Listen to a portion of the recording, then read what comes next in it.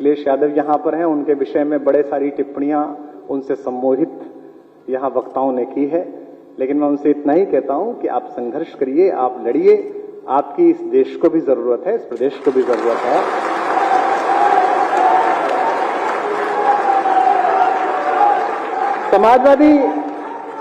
समाजवादी परिवार की एक विशेषता है, इस परिवार की एक विशेषता है, क्योंकि मैं मंच का कवि हूं, तो मेरा एक छोटा सा लोभ भी ये है कि हम हिंदी कवि सम्मेलनीय कवियों के लिए, हिंदी के साहित्यकारों के लिए जो सबसे अप्रोचेबल चीज होती है, सबसे ज्यादा आराम से जिनसे कह सकते हैं, कोई बात सुन सकते हैं, वो समाजवादी परिवार है। दिवंगत नीरज जी से लेकर हमारे प्रिय मित्र, मुझे आज भी याद है, मैं अमेरिका में था और हमारे एक बहुत ही योग्य गीतकार लखनऊ के थे, देवल आशीष, उनको एक समस्या हुई, आधी रात फोन करने पर, उस समय अखिलेश जी मुख्यमंत्री थे यहाँ पर, तुरंत व्यवस्था हुई, उनका उपचार हुआ, हमने बचा नहीं।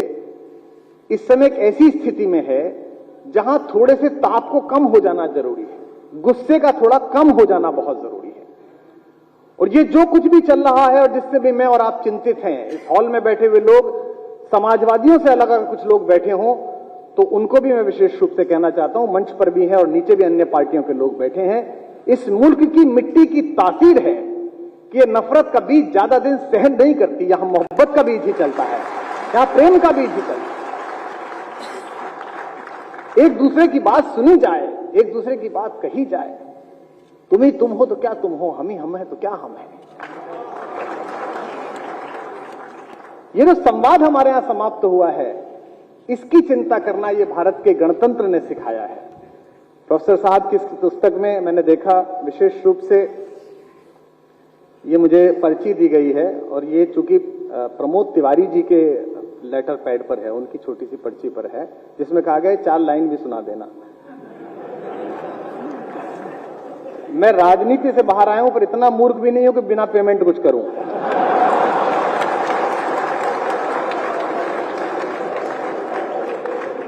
हमारा तो निजी रूप से जन्म ही इस काम के लिए हो गया है।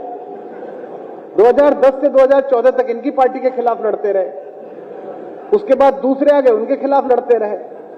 अब ये ऐसा ना हो जाए ये सत्ता में आ जाए फिर इनके खिलाफ लड़ो, पे ये बात ना हो जाए। तो प्रमोद जी का तो, प्रमोद तिवारी सबसे सुरक्षित इस मंच पे आदमी है, उन्हें पता है कुमार विश्वास कुछ भी बोले उनका कोई नुकसान फायदा नहीं होना है, तो वो परम प्रसन्न है। तो एक संवाद का समस्या इस देश में है कि हम बात नहीं कर रहे हैं। मैं किसी पर टिप्पणी नहीं कर रहा, किसी राजनीतिक दल पर भी टिप्पणी नहीं कर रहा, लेकिन समाजवाद के जो नए लोग हैं और जो यहां बैठे हुए लोग हैं, वो भी इस बात की कोशिश करें कि हो सकता है आप ही अंतिम सत्य ना हो सकता है दूसरे का सत्य भी सुना जाना चाहिए। और यही हमने गणतंत्र में एक बातचीत का रास्ता तैयार करा है। इसको बचाने की जरूरत है, चाहे किसी भी पार्टी के लोग हों। इसीलिए मैंने शुरू में कहा कि यह सभी पार्टियों के लोग हैं, एकाध दल के लोग नहीं दिख रहे हैं। और मैं जानता हूं उनकी शुभकामनाएं भी प्रोफेसर साहब के प्रति बहुत है। वो एक ऐसे व्यक्ति हैं जो अजात शत्रु व्यक्ति हैं। जब अटल जी दिवंगत हुए तो हम यही कहते थे कि भाई अटल जी के विरोधी हो सकते हैं, लेकिन उनका कोई ऐसा विपक्षी नहीं है जो उनके रहने से असहमत हो। कुछ लोग जिनके रहने से शोभा होती है। आज हेमंत जी ने बड़ा सुंदर शब्द दिया रामगोपाल जी को कि रामगोपाल जी उत्सव मूर्ति हैं। वे भारतीय जनता पार्टी से लेकर समाजवादी पार्टी तक सबकी राज्यसभा में उपस्थिति होने के बाद उत्सव मूर्ति हैं। और एक मुझे सबसे सम्मोहक आज लगा, जो मनोज ने भी नोट किया, कि नेताजी जब मंच पे आए तो उन्हें इस बात की चिंता नहीं थी कि इस मंच पर कौन बैठा है, उन्हें चिंता थी नीचे कौन बैठा है। पर आयु जब बढ़ती है तो बचपन लौटता है। कल भी मैं देख रहा था जब अखिलेश ने संभाल रहे थे, जब उनको कह रहे थे कि आप बैठ के बोल दीजिए, तो उनके अंदर जद्दोजहद थी कि नहीं मैं खड़े होकर सबका सम्मान करूं, सबका हाथ हिला दूं, सबसे संवाद कर दूं। ये जो मोहकता है, ये जो लालित्य है, ये जो प्रेम है, ये जो स्पंदन है, ये तभी आता है जब आपने वर्षों काम किया हो, लोगों के लिए सोचा हो, जनता के लिए सोचा हो। मैं इस पुण्य अवसर पर बहुत बहुत शुभकामनाएं देता हूं। मैं इस मंच पर एक केवल प्रियवल हमारे जो मनोज हैं, इनके अतिरिक्त सबसे आयु में छोटा हूं, इसलिए मैं केवल शुभकामनाएं दे सकता हूं। मैं अपने स्वस्थ वाचन आपके लिए दे सकता हूं प्रोफेसर साहब, क्योंकि मेरा और आपका कार्य भी एक है। मैं भी विश्वविद्यालय सेवा में रहा, 17 वर्ष मैंने पढ़ाया, आपने भी पढ़ाया। बस थोड़ा सा गड़बड़ी हो गई कि मैंने जो शुरू की थी वो पूरी नहीं हो पाई, लोग ले भगे। आपकी वही है, क्योंकि आपका परिवार है, आप वहीं पर हैं।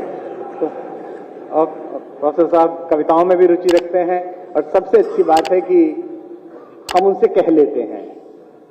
मैं अन्य दलों के लोगों से भी कहता हूं। कल रात्रि में परसों एक कार्यक्रम में था, वहां एक प्रदेश के मुख्यमंत्री बैठे थे। मैंने उनसे भी कहा था कि कवियों को सुनना सीखिए, कवियों को सहना सीखिए, क्योंकि जिन्होंने हमें सुनना अस्वीकार कर दिया था वो आज किसी को सुनाने लायक नहीं बचे हैं। दिल्ली में है मामला, ऐसा स्थिति है।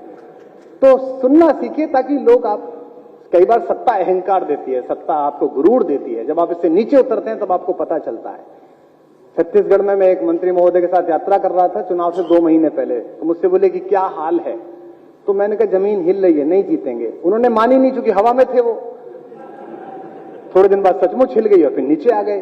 तो आज आप संघर्ष के पथ पर हैं और आपको राजपथ तक पहुंचना है। इसके लिए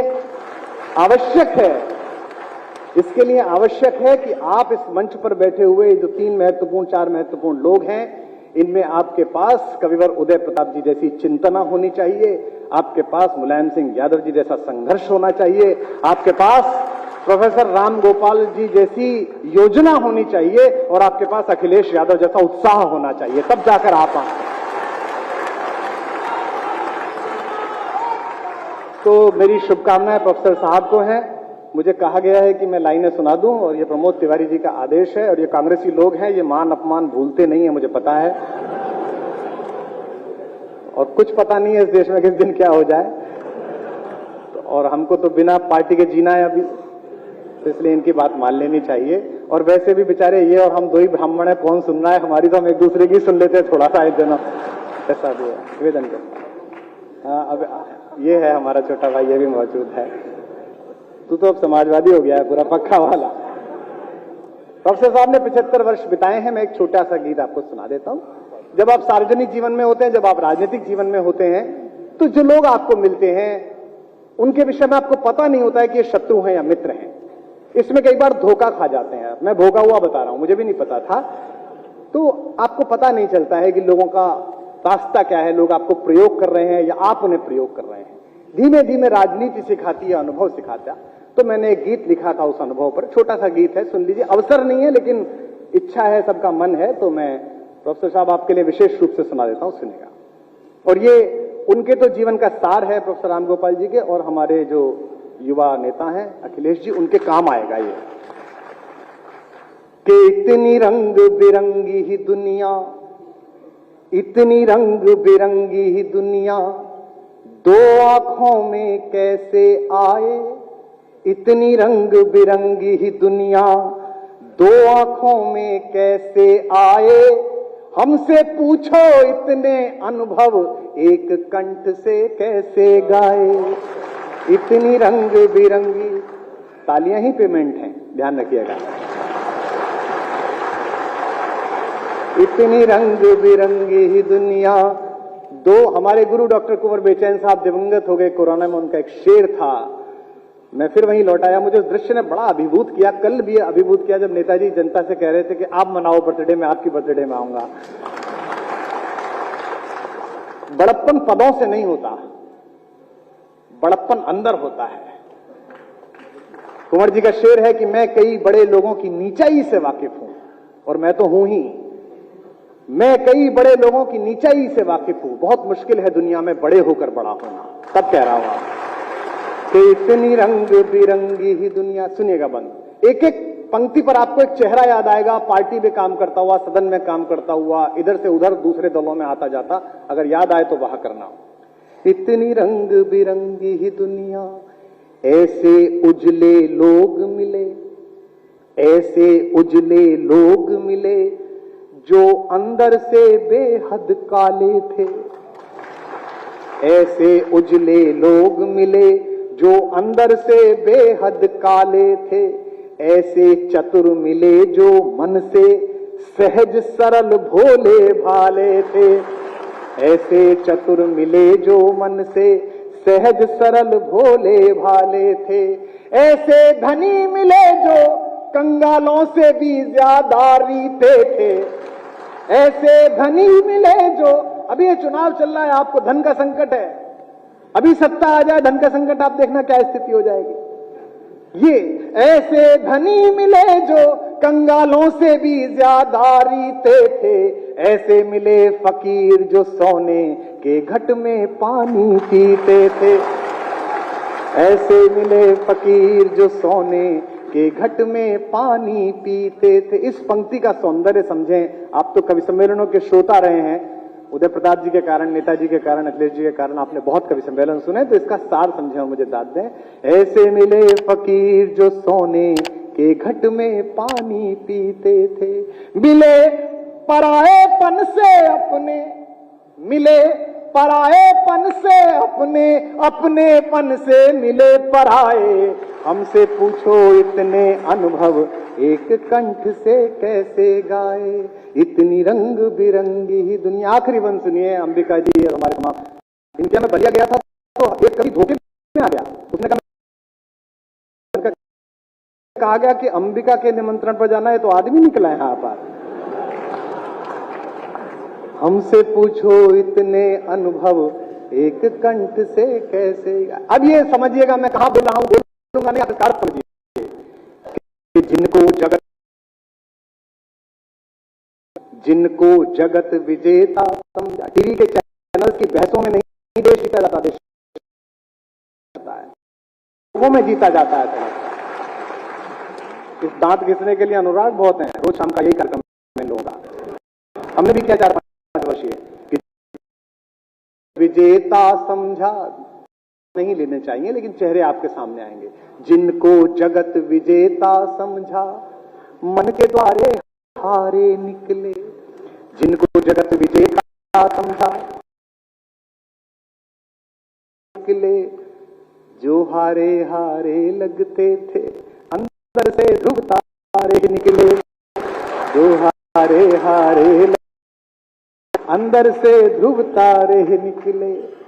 अब ये पत्रकार बैठे हैं, ये इसलिए नहीं बैठे कि इस कार्यक्रम का सीधा प्रसारण करें, ये इसलिए बैठे कि मेरे मुंह से कुछ निकले और ये कहें कि समाजवादियों की उपस्थिति में कुमार ने दिए संकेत। ये जनता के अलावा सबका संकेत पकड़ते हैं। जो हारे हारे लगते थे अंदर से ध्रुव तारे निकले, जिनको पतवारें सौंपी थी। का शब्द पढ़ के लोग ध्यान दें, आदरणीय उदय प्रताप जी। जिनको पतवारें सौंपी थी वे भंवरों के सूदखोर थे। राजनीति का मंच नहीं है, इसलिए मैं इस पर टिप्पणी नहीं करता कि किसान आंदोलन में क्या हुआ क्या नहीं हुआ। मुझे दुख इस बात का नहीं है, मुझे दुख इस बात का था और मैं लगातार 1 वर्ष से बोल रहा हूं, क्योंकि मैं किसान का बेटा हूं। मेरे पिता प्रोफेसर थे और खेती भी करते थे, और मैं जो खेती करता हूं 6-10 एकड़ में, वो तो अय्याशी की खेती है। चले गए फार्म हाउस के फोटो डाल दिए, हमें नहीं पता। लेकिन दोस्तों, सड़क के हाईवे से 200 रुपए का कैक्टस खरीद के बालकनी में सजाकर फोटो खींचने वाले लोग, जब जून की तपती दोपहरी में काम करने वाले किसान के ऊपर टिप्पणी करते हैं, उसके विषय में फेसबुक पे लिखते हैं कि जिनको जगत विजेता समझा मन के द्वारे हारे निकले, जो हारे थे हारे ही निकले, जिनको पतवारें सौंपी थी वे भंवरों के सूदखोर थे। इस पंक्ति का संकेत आपकी तालियां उठाएगा, मैं जानता हूं, मुझे कहने की आवश्यकता नहीं। जिनको पतवारें सौंपी थी वे भंवरों के सूदखोर थे, जिनको भंवर समझ डरता था आखिर वही किनारे निकले। समझ आखिर वही किनारे निकले। हम मंजिल तक क्या पहुंचेंगे। सम्मेलन में गांधी गए, मनोज जी बैठे हुए हैं, विद्यार्थी कहते हैं क्या है, लोग गांधी पर लोहिया पर सवाल करते हैं। उनके लिए प्रोटोकॉल का कागज आया किंग के यहां से कि आपको किंग से मिलने का समय दिया गया है, तो ये पहन के आइए, ग्रे कलर का कोट होना चाहिए, पैंट ऐसी होनी चाहिए, और वो तो हिंदुस्तान का सबसे बड़ी। वो पहुंच था, जब पैलेस पे उतरा तो एडीसी ने अंदर जाके बताया कि साहब वो तो नंगा आ गया है, एक ही धोती है। तो किंग ने कहा कि चर्चिल बोलता तो था नंगा है, पर ऐसे आ जाएगा ये पता नहीं था। तो एडीसी ने कहा था बुलाओ कि बोले नहीं बुलाओ। गांधी की हिम्मत क्या है। मैं नेताजी की उपस्थिति में यह बात कह रहा हूं। किंग ने पहला सवाल पूछा, और किंग का मतलब आज का बोरिस जॉनसन नहीं था, 2/3 दुनिया पर राज करने वाले आदमी का नाम किंग होता था। किंग ने पूछा, मिस्टर गांधी, तुम्हारे बिना झिझके हिंदुस्तान की उस सबसे बड़ी छाती के आदमी ने प्रदेश की जमीन पर अपने सबसे बड़े राजा के सामने कहा, नॉट इवन माइन, केवल मेरे नहीं, पूरे हिंदुस्तान के कपड़े तो आपने चुरा कर पहन लिए हुजूर।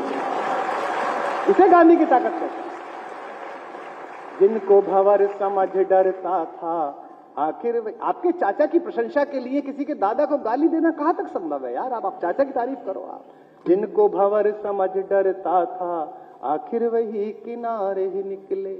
हम मंजिल तक क्या पहुंचेंगे, इस पीड़ा को स्वीकार करें और मुझे विदा दें। हम मंजिल तक कैसे पहुंचे, जिनको खुद रास्ता भटकाए। हमसे पूछो इतने अनुभव एक कंठ से कैसे गाए। बहुत आभार, बहुत धन्यवाद।